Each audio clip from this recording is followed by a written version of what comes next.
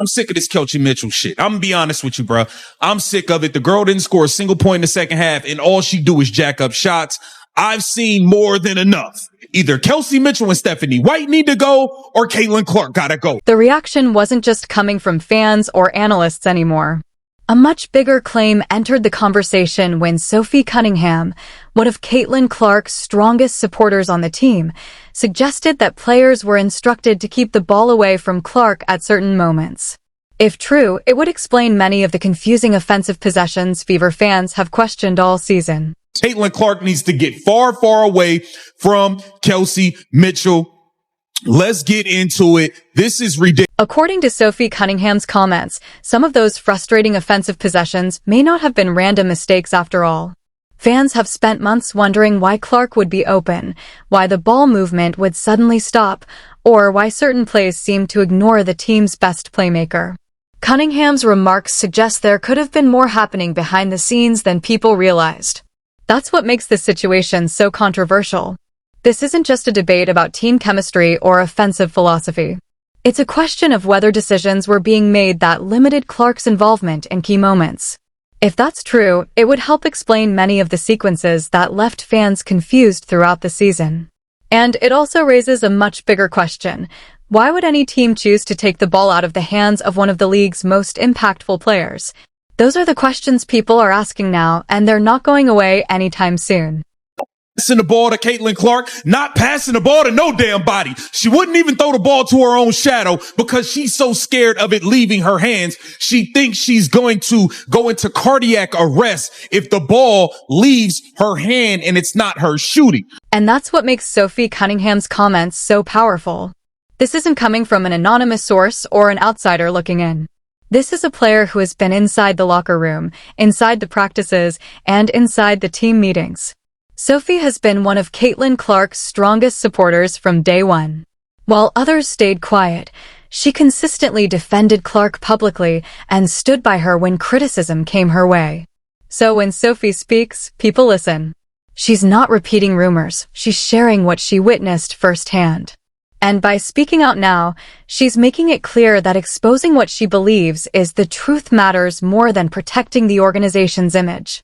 This girl is like secretly competing. It's like Caitlin Clark goes off in the first quarter and then Stephanie White and Kelsey are like, okay, Kelsey, we got to get Kelsey hers too. And now it's Kelsey Mitchell's turn.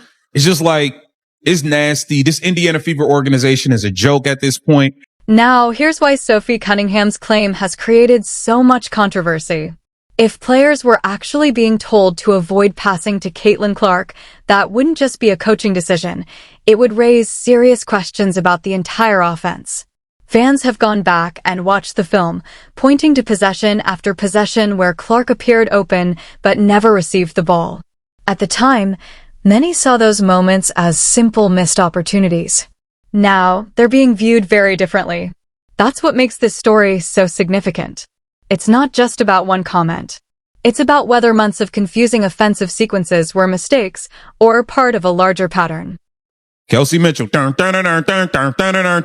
dribbling into people, losing the ball, like just not passing it, just refusing to pass it. This ball could have been passed a long time ago, Kelsey. This ball could have been passed a long time ago. 1, 2, 3, 4, 5. Like, just pass the ball. 5 dribbles. 5 chances to make the pass.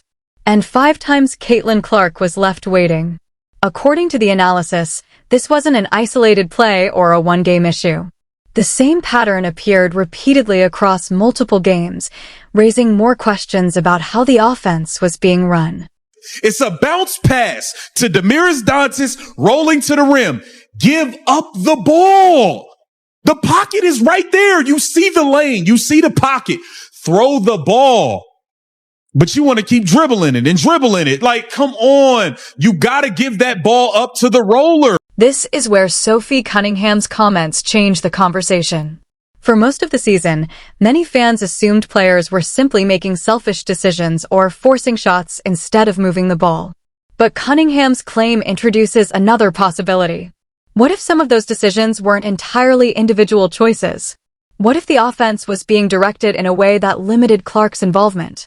Whether that's true or not is now the center of the debate, and it's why so many fans are re-examining what they've watched all season. It's a circus, bro. She literally plays like she's out there by herself. It's literally a circus when this girl is out there, man. She's in her own world, like she's dribbling in a mirror by herself. If Sophie Cunningham's claim is accurate, it changes how many people view the entire season. Those possessions where Clark appeared open, those moments where the offense seemed disconnected, and those sequences that left fans confused suddenly look very different. Instead of being viewed as random mistakes or individual decisions, supporters are now questioning whether there was a larger reason behind those plays. That's why Cunningham's comments have sparked such a strong reaction among Fever fans. Just gonna run it here and throw it up. Get that out of here. You got Angel Reese celebrating, blocking your shot. I mean, this girl just don't want to pass the goddamn ball, man. It's ridiculous watching Kelsey Mitchell play basketball. Now the focus shifts directly to Stephanie White because Cunningham's comments place the head coach at the center of this controversy. And that's what makes this such a serious discussion. Professional sports have always had disagreements over strategy, player roles, and coaching decisions. Those situations are common. But an allegation that a coach intentionally limited involvement from one of the team's biggest stars is something entirely different. If true, it wouldn't simply be a disagreement about offensive philosophy. It would raise major questions about decision-making, team priorities, and the direction of the franchise.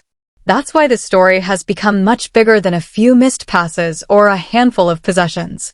Caitlin Clark needs to get the hell off of this Indiana Fever team. This team is a joke. This coach is a joke. Kelsey Mitchell wants it to be about her, and if she's not making shots, she can't do anything else on the floor. The biggest question is simple. Why would any coach want the ball out of Caitlin Clark's hands? From a basketball standpoint, it doesn't make much sense. She's one of the team's best playmakers and offensive creators. That's why Cunningham's comments have fueled speculation beyond basketball strategy. Some fans believe the issue could involve internal dynamics, leadership decisions, or differing visions for how the team should operate. Whether that's true or not, it's a question many people are now asking. This girl is like secretly competing. It's like Caitlin Clark goes off in the first quarter, and then Stephanie White and Kelsey are like, okay, Kelsey, we got to get Kelsey hers too. And now it's Kelsey Mitchell's turn. The reality is that Caitlin Clark has become one of the biggest names in women's basketball. She has brought massive attention to the Indiana Fever, increased national interest, and helped attract new fans to the league. Because of that, every decision involving Clark receives extra scrutiny.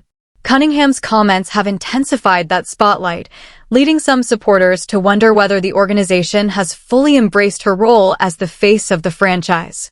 Whether those concerns are justified remains up for debate, but they have become a major part of the conversation surrounding the Fever this season. Either Kelsey Mitchell and Stephanie White need to go, or Caitlin Clark gotta go. Sophie Cunningham's comments raise an important question. Where does Kelsey Mitchell's responsibility end, and where does the coaching staff's responsibility begin? That's what makes this situation complicated. Mitchell's decision-making has been criticized throughout the season, but if the environment around her encouraged certain habits, then the conversation becomes much bigger than one player. Kelsey Mitchell reverted back to the Kelsey Mitchell that played versus the New York Liberty, where she was 6 or 7 of 21 and was just ball hogging, jacking up shots left and right. She didn't want to pass to anybody. The reality is that Kelsey Mitchell is a talented scorer. When her shot is falling, she can completely change a game with her offensive firepower. She's capable of creating points in ways very few players can. But when those shots aren't falling, the weaknesses become more noticeable, and that's where the criticism tends to grow. Kelsey Mitchell wants it to be about her, and if she's not making shots, she can't do anything else on the floor. She doesn't do it. She don't do anything else. All she do is jack up shots, and when she hot, she hot. And when she not, she can't do anything else for you. She's not going to go get you 8-9 rebounds. She's not going to go get you 8-9-10 assists. She's not going to guard people. This is where Cunningham's claim changes the discussion. If players were being encouraged to keep the ball away from Clark, then some of the offensive issues can't be viewed as individual decisions alone. That doesn't remove accountability from Mitchell or anyone else on the roster. Players are still expected to make the right basketball reads. But it does shift attention toward the system and the coaching decisions behind it.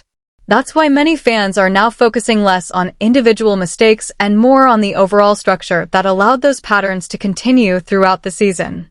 Caitlin Clark just needs to get away from her. Caitlin Clark just needs to get the hell away from Kelsey Mitchell as fast as possible, because this will not work at all. It won't work at all. She needs to get away from her. Sophie Cunningham didn't make these comments anonymously. She spoke as a teammate who has been inside the locker room, practices, and team meetings all season long. That's why her words have generated so much attention. For many fans, this wasn't just another rumor. It was someone from inside the organization publicly raising questions about things supporters have been debating for months. The thing with Kelsey is, if she's not making these ridiculous shots, she gives you no use on the floor. $1.4 million and a girl can't do nothing else on the basketball floor. Now the focus turns to how the Indiana Fever respond. One option is to deny the claims and defend the team's offensive system. The challenge is that fans have already spent months analyzing game footage and pointing to possessions where Clark appeared open but wasn't involved in the play.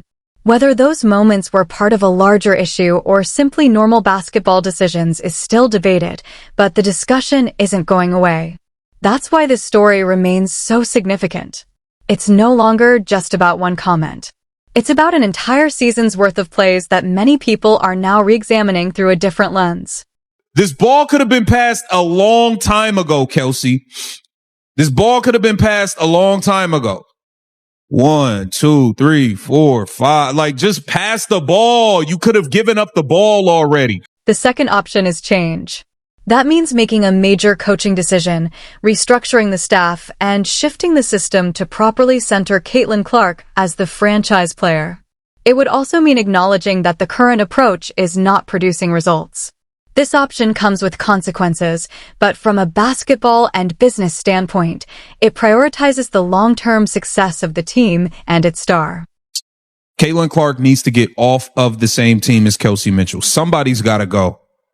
Somebody's got to go. The core issue is simple. You cannot build a system that sidelines your best player and still expect consistent success. A franchise built around Caitlin Clark has to involve her heavily in every offensive action, not work around her.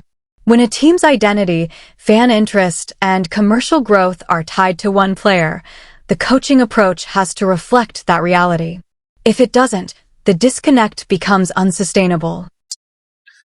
She just runs in, she just runs into taller people and just jacks up shots, just jacking up shit.